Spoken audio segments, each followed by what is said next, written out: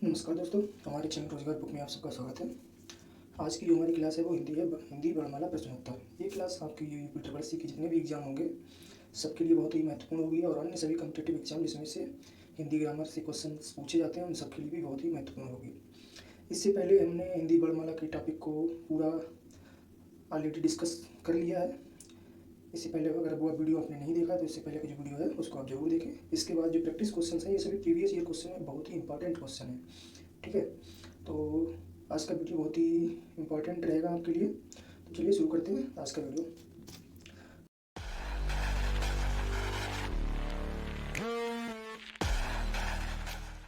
तो देखते हैं पहला क्वेश्चन हमारा क्या है हिंदी वर्णमाला से। क्या हिंदी वर्णमाला में ऊष्म व्यंजन कौन से हैं? ठीक है, तो हिंदी वर्णमाला में ऊष्म व्यंजन कितने हैं आप सब जानते हैं, 4 व्यंजन हैं। कौन कौन से हैं? सा, सा, हा। ठीक, यानी फर्स्ट ऑप्शन इसका हमारा सही है। कौन से व्यंजन हमारे? तीनों। ये तीनों सा हो गए और हा। यानी ऊष्म व्यंजन क्यों होती है? क्योंकि इनके उच्चारण में क्या होती है? ऊष्मा, यानी हमारे मुंह से गर्म वायु निकलती है। क्या होता है? उच्चारण में गर्म वायु। ठीक है, गर्म वायु या ऊष्मा निकलती है। ठीक है, तो इसलिए हमारा ये क्या हो गया? इसका पहला ऑप्शन ठीक हो गया। इसके बाद दूसरा क्वेश्चन देखते हैं। दूसरा क्वेश्चन है हमारा, हिंदी के जिन वर्णों का उच्चारण करते समय केवल श्वास का प्रयोग किया जाए उन वर्णों को कहते हैं। ठीक है, तो इसका आंसर हमारा क्या होता है? अघोष। ठीक है, यानी केवल जिसमें श्वास का उपयोग किया जाता है उसे हम अघोष कहते हैं। इनके उच्चारण क्या? स्वतंत्रियों में कंपन नहीं होता है। ठीक है, सघोष में क्या होता है? स्वतंत्रियों में कंपन होता है। तो यानी इसका हमारा कौन सा ऑप्शन ठीक हो गया? ये ऑप्शन सही हो गया। इसके बाद अगला क्वेश्चन देखते हैं। तीसरा क्वेश्चन हमारा है, या रा ला वा व्यंजनों को कहते हैं। ठीक है, यानी कि या रा ला वा व्यंजनों को क्या कहते हैं? ऑप्शन हमारे स्पर्श व्यंजन, अंतस्थ व्यंजन, ऊष्म व्यंजन, उपयुक्त में से कोई नहीं। ऊष्म व्यंजन नहीं है। ठीक है, स्पर्श व्यंजन नहीं है, तो क्या हमारा है? अंतस्थ व्यंजन। इसका आंसर कौन सा ठीक है? बी वाला, अंतस्थ व्यंजन। अंतस्थ व्यंजन क्या होते हैं? जिनके उच्चारण में श्वास में कम अवरोध उत्पन्न होता है अन्य व्यंजनों की तुलना में, यानी कि इनके उच्चारण में श्वास में कम अवरोध उत्पन्न होता है। ये हमारे क्या होते हैं? अंतस्थ व्यंजन। ठीक है, इसका आंसर ठीक हो गया हमारा बी। इसके बाद देखते हैं अगला क्वेश्चन, क्वेश्चन नंबर 4। ये हमारा है, निम्नलिखित में ओष्ठ ध्वनि कौन सी है? ठीक है, तो पहला ऑप्शन है हमारा ला, दूसरा है बी ऑप्शन है रा, सी ऑप्शन है सा और डी ऑप्शन है फा। तो ये सब हमने जो पहला इससे पहले का हिंदी वर्णमाला का जो टॉपिक था उसमें हमने आपको बताया है सभी जितने भी टाइप के व्यंजन है उच्चारण के स्थान पर। ठीक है, तो उसमें ओष्ठ व्यंजन हमारा कौन सा है? पा वर्ग। तो इसमें कौन सा हमारा आता है ऑप्शन? ठीक है, पा वर्ग में कौन सा है? पा फा, यानी कि डी ऑप्शन इसका ठीक है। कौन कौन से इसमें है? पा है, फा है, वा है, वा और मा, यानी पांचों कौन से हैं? हमारे ओष्ठ व्यंजन है। ठीक है, इसका ऑप्शन सही हो गया डी। इसके बाद पांचवा क्वेश्चन देखते हैं, बॉविल को हिंदी में क्या कहते हैं? ठीक है, बहुत ही सिंपल सा क्वेश्चन है, पहले कोई एग्जाम में आया होगा। ठीक है, तो इसमें कोई दिमाग लगाने की बात ही नहीं है। बॉविल को हिंदी में क्या कहते हैं? स्वर कहते हैं। ठीक है, अगला क्वेश्चन हमारा है क्वेश्चन नंबर 6। जिन व्यंजनों के अंत में आ आता है उन्हें हम क्या कहते हैं? ठीक है, तो क्वेश्चन, जिन व्यंजनों के अंत में आ आता है उसे हम कहते हैं अकारांत। इसके बाद अगला क्वेश्चन देखते हैं, क्वेश्चन नंबर 7। कौन स्वर नहीं है? ठीक है, बहुत ही सिंपल क्वेश्चन है। आ स्वर है, ऊ स्वर है, ए स्वर है, बा स्वर नहीं है। तो आज का आंसर कौन सा ठीक हो गया? डी वाला, ए वाला। अगला क्वेश्चन हमारा क्वेश्चन नंबर 8।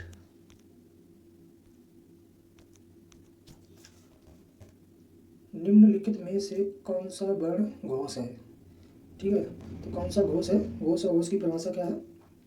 अभी हमने आपको बताया था, यानी कि जिनमें स्वतंत्रियों में कंपन होता है घोष, स्वतंत्रियों में कंपन नहीं होता है घोष।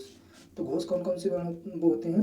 प्रत्येक वर्ण के, यानी कि प्रत्येक वर्ण वर्ग के कौन कौन सा तृतीय, चतुर्थ और पंचम वर्ण क्या होता है हमारा? घोष होता है। ठीक है, तो इसमें ऑप्शन ए पा, टा, दा, फा, तो अंदाजा लगा सकते हैं। पा पहला हो गया, ठीक है, टा भी पहला हो गया, दा, ठीक है, और फा, पा फा ये द्वितीय हो गया, ठीक है, लेकिन दा नहीं है, ठीक है, तो ये हमारा क्या हो गया? घोष हो गया। यानी कौन सा ऑप्शन ठीक हो गया हमारे लिए? सी, ता, था, दा, यानी कि दा कौन सा आता है हमारा? तृतीय।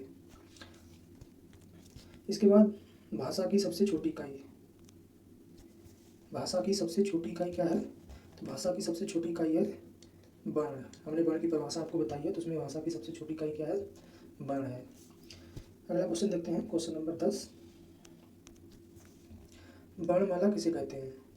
तो इसका पहला ऑप्शन है शब्द समूह को, दूसरा ऑप्शन है वर्ण समूह को, तीसरा ऑप्शन है शब्द गणना को, और चौथा ऑप्शन है व्यवस्थित वर्ण समूह को। तो उसका कौन सा आंसर ठीक है? डी वाला, ए वाला, यानी कि वर्णों का व्यवस्थित समूह क्या होता है? वर्णमाला होता है।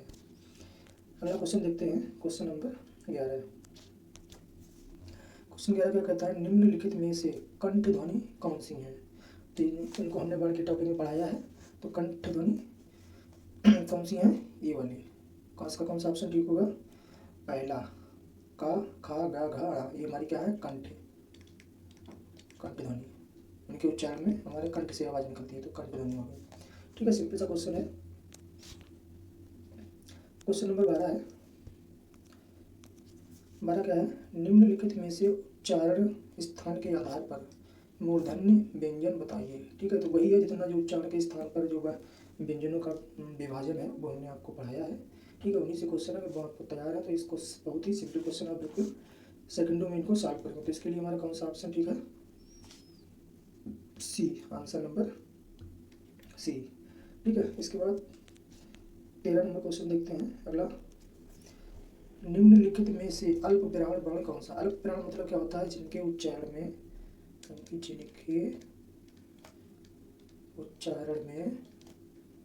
कम वायु निकले, कम वायु निकले, तो वो हमारा क्या होता है? अल्प प्राण। तो अल्प प्राण कौन कौन से होते हैं हमारे? प्रथम वर्ण, तृतीय वर्ण और पंचम वर्ण। तो इसमें जैसे आ, ये तो हमारे स्वर हो गए। का, गा, का प्रथम हो गया, गा तृतीय हो गया, तो इसका आंसर हमारा क्या ठीक हो गया? बी। ठीक है, बी आंसर ठीक हो गया। ऐसे था, धा, ठीक है, ता, था, यानी कि द्वितीय आ गया, ये गलत हो गया। पा, फा, इसमें भी द्वितीय आ गया, तो ये गलत हो गया। सही आंसर हमारा क्या हो गया? बी, का, गा, यानी कि प्रथम और तृतीय वर्ण। इसके बाद अगला क्वेश्चन देखते हैं, क्वेश्चन नंबर 14। क्वेश्चन नंबर 14 कहता है निम्नलिखित शब्दों में से नवीन विकसित ध्वनि कौन सी है? ठीक है, तो नवीन विकसित ध्वनि हमारी है खा, यानी जो खा के नीचे बिंदी होती है, खा, गा, ठीक है, इस तरह की हमारी है। एक आता है जा, फा, ठीक है, तो ये हमारी क्या है? नवीन विकसित ध्वनियाँ हैं। इसके बाद क्वेश्चन नंबर 15 देखते हैं।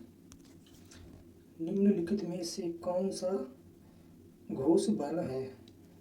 कौन सा घोष वर्ण है? तो घोष अघोष हम आपको पहले ही बता चुके हैं। ठीक है, तो सीधे इसमें आप आंसर देखिएगा, कौन सा आंसर होगा? आंसर ये है खा, बी है चा, सी है माँ, और डी है छा। तो चलिए याद करिए, अभी हमने थोड़ी देर पहले बताया था घोष अघोष। कौन सा इसका आंसर ठीक होगा? आंसर नंबर सी, इसका आंसर सी ठीक होगा। ठीक है, 15वां, निम्न में एक वर्ण व्यंजन नहीं है। सिंपल सा क्वेश्चन है, कौन सा व्यंजन नहीं है? आप सब जानते ही हैं, यानी कि वो क्या है? स्वर है, तो ये व्यंजन नहीं होगा। आंसर कौन सा हो जाएगा? ठीक, ये सिंपल सा क्वेश्चन पहले कभी आया होगा वर्षों पहले, आज के ज़माने में ऐसे क्वेश्चन नहीं आते। इसके बाद देखते हैं क्वेश्चन नंबर 17।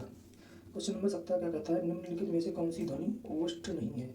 ओष्ठ ध्वनि हमने अभी थोड़ी देर पहले बताई थी, कौन कौन सी हैं?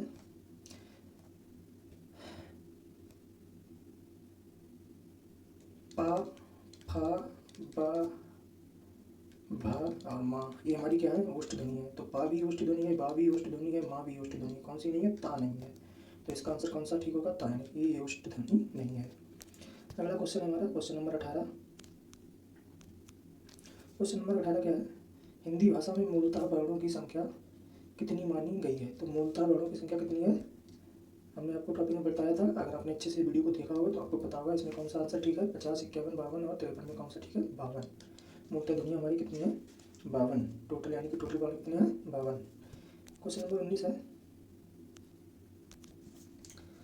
निम्नलिखित में से नासिक व्यंजन कौन सा है? तो नासिक व्यंजन कौन सा होगा?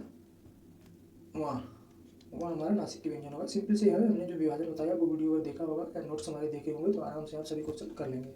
ठीक है, सभी क्वेश्चन प्रीवियस ईयर क्वेश्चन है सभी, और जो मैंने पढ़ाया है उसी से आए हैं। तो इसलिए सभी वीडियो को जरूर देखें और क्वेश्चन की प्रैक्टिस जरूर करें। ठीक है, अगला क्वेश्चन है हमारा बी, ए ऐ वर्ण क्या कहलाते हैं?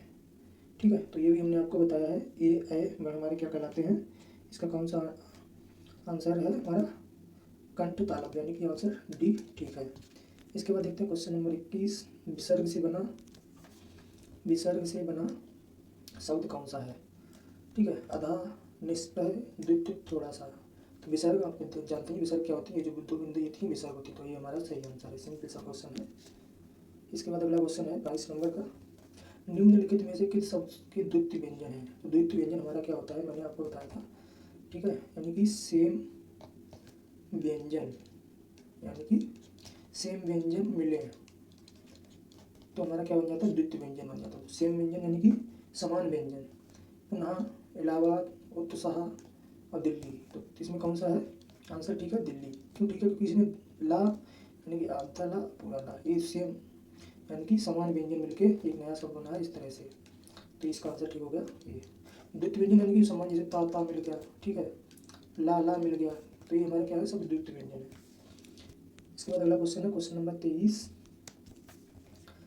सा हा कौन से व्यंजन कहलाते हैं? पहला क्वेश्चन हमने यही पढ़ा था, तो एक हमारे कौन से व्यंजन है? दिमाग लगाइए आप लोग, कौन से व्यंजन थे? ऊष्म व्यंजन। ठीक है, तो इनको हम दूसरा भी नाम है इनका, ये ऊष्म संघर्षी व्यंजन भी कहते हैं। ठीक है, तो इसका आंसर ठीक हो जाएगा डी। कौन से व्यंजन है? ऊष्म संघर्षी व्यंजन। ठीक है, इसके बाद क्वेश्चन नंबर 24 देखते हैं, छा ध्वनि किस तरह के अंतर्गत आती है? तो हमारे 4 वर्ड जो है, ठीक है, 4 व्यंजन जो है वो क्या है? 2 व्यंजनों के मेल से बने हुए हैं, यानी कि इनको हम बोलते हैं संयुक्त व्यंजन, संयुक्त वर्ण कह लो या व्यंजन कह लो। ठीक है, संयुक्त वर्ण, 4 संयुक्त वर्ण हैं हमारे। ठीक है, कौन कौन से 4 संयुक्त वर्ण हैं? छा, त्रा,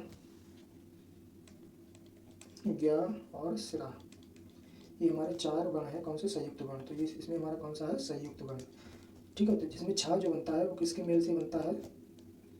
का प्लस सा के मेल से बनता है छा। ठीक है, त्रा किससे बनेगा? ता प्लस रा के मेल से। ज्ञा किससे बनेगा? ज्ञा बनता है हमारा जा प्लस या वहाँ बोल दो इसके मेल से, और सिरा बनता है सा प्लस रा के मेल से, सिरा। ठीक है, ये हमारे चारों संयुक्त वर्ण हैं। ये मैंने आपको स्टेप से पहले के वीडियो में बताया है सभी। ठीक है, तो ये हमारा इसका आंसर क्या ठीक हो जाएगा? संयुक्त वर्ण है। इसके बाद क्वेश्चन नंबर 25 देखते हैं, हिंदी शब्दकोश में छा का क्रम किस वर्ण के बाद आता है? ठीक है, तो छा का क्रम किस वर्ण के बाद आता है? छा किससे मिलकर बना है हमारा? हमने अभी बताया था इसी के पहले क्वेश्चन में, छा किससे मिलकर बना है? का प्लस सा से मिलकर। तो इसको याद रखना है, तो छा का क्रम है वो का के बाद आता है हिंदी वर्णमाला में। ठीक है, वर्णमाला में नहीं, हिंदी शब्दकोश में, जो शब्दकोश के हिसाब से अगर हम डिक्शनरी मान ली हिंदी की कोई शब्दकोश हो तो उसमें छा होगा वो का के बाद आएगा। ठीक है, इंपॉर्टेंट है, याद रखने योग्य है। ठीक है, इसके बाद अगला क्वेश्चन है हमारा,